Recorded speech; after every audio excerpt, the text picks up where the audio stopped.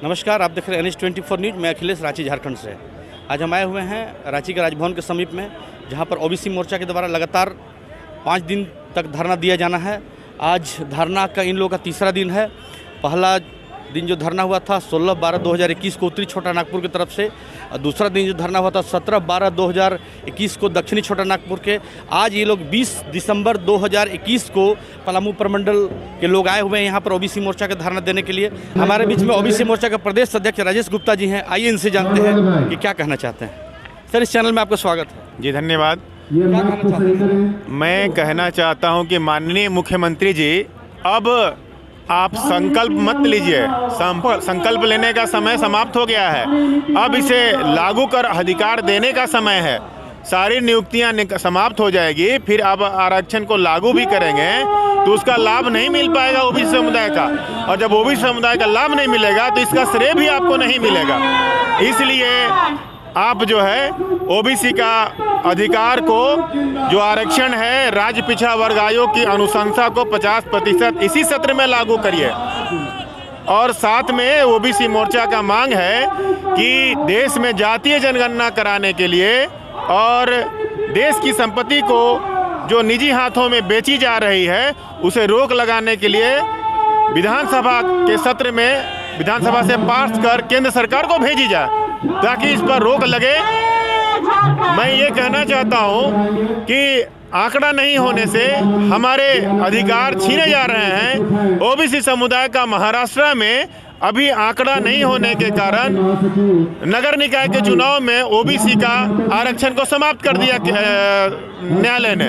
उसी तरह से मध्य प्रदेश में भी सुप्रीम कोर्ट ने डाटा नहीं होने से पंचायत चुनाव में वहां पर उसका अधिकार का हनन कर नहीं आरक्षण दी जा रही है। वैसी परिस्थिति में सरकार अगर चेतती नहीं है तो बहुत बड़ा आंदोलन करने के लिए पूरे देश में बिगुल ये ओबीसी समुदाय फूंक दिया है। अब वो दिन दूर नहीं रहेगा कि वैसे लोगों को जो है धूल चढ़ाने का काम करेगा राष्ट्रीय ओबीसी मोर्चा। मैं ये कहना चाहता हूं कि देखिए, ओबीसी समुदाय को सिर्फ वोट बैंक सरकार ना समझे।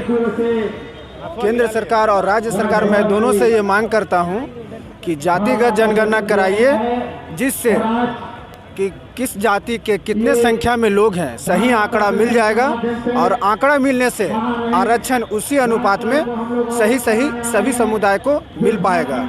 और दूसरी बात यह है कि देश की जो संपत्ति अभी है निजीकरण अंधाधुंध किया जा रहा है, तो निजीकरण कर देने से उसमें ऑलरेडी है कि वो डायरेक्ट निजी हाथों में चला जाएगा, और किसी को ना तो आरक्षण ये समाप्त करने का एक तरह का ये चाल है। तो निजीकरण बंद किया जाए और जातिगत जनगणना कराया जाए। मेरी यही बात है। धन्यवाद। ये ओबीसी मोर्चा का हम लोग 2 साल से ये जो स्टैंड गवर्नमेंट कर रही है उसी के पीछे काम कर रहे हैं कि हमारे ओबीसी समाज को हर जगह दबाया जा रहा है, क्योंकि ना जातीय जनगणना कराया जा रहा है।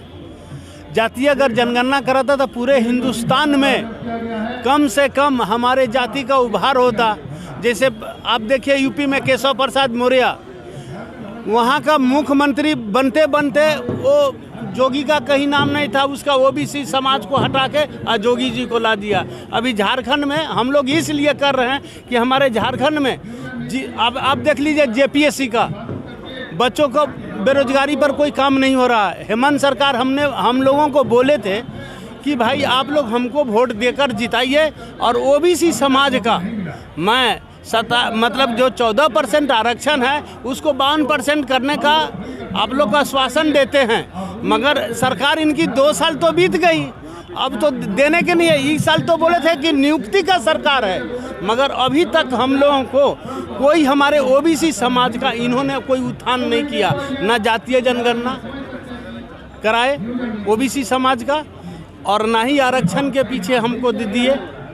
मगर इन्होंने क्या बोला था कि हम केजरीवाल की तरह यहाँ काम करेंगे, शिक्षा, स्वास्थ्य, मगर कोई काम इनका दिख नहीं रहा है। थोड़ा सा स्वास्थ्य में बन्ना गुप्ता जी कर रहे हैं, मगर कोई वैसा ओबीसी समाज का कोई उत्थान हो नहीं रहा है। तो उत्थान तभी होगा जब ओबीसी समाज का जातीय जनगणना हो, इसकी पहचान बने कि हमारे ओबीसी समाज में कितने जनसंख्या है, उसी आधार पर नाप देंगे।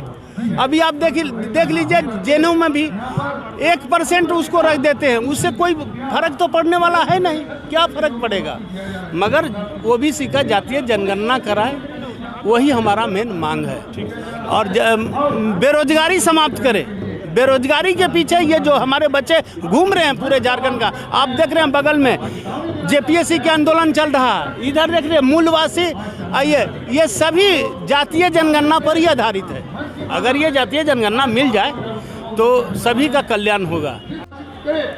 जैसा कि आपने देखा कि ओबीसी मोर्चा जो है लगातार अभी तीसरे दिन धरना पर बैठी हुई है, 2 दिन और धरना पर बैठेंगे। 2 दिन में जो है इन लोगों का कोल्हान क्षेत्र, कोल्हान प्रमंडल और संथाल परगना 2 दिन और धरना पर बैठेंगे। उसके बाद देखते हैं कि इनकी क्या रणनीति होती है। इसी तरह खबर को देखते रहिए, बने रहिए 24 न्यूज़ में। इस वीडियो को यदि यूट्यूब पर देख रहे हैं तो सब्सक्राइब कर लीजिए और फेसबुक पर देख रहे हैं तो पेज को लाइक कर लीजिए। धन्यवाद।